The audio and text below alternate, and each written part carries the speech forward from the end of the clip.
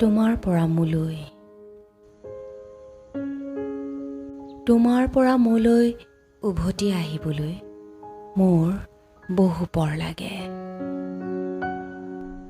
তোমাৰ পৰা মোলৈ উভতি আহিবলৈ মোৰ বহু পৰ লাগে।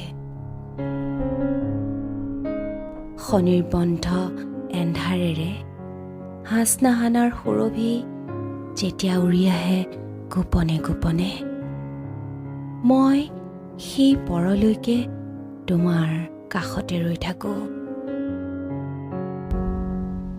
মোৰ সপোনত এটা চঞ্চল হৰিণা পোৱালি উৰে ৰাতি দেউতি থাকে।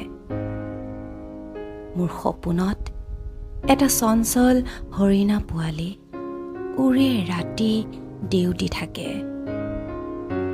উভতি যে মই আহিব নোৱাৰোঁ।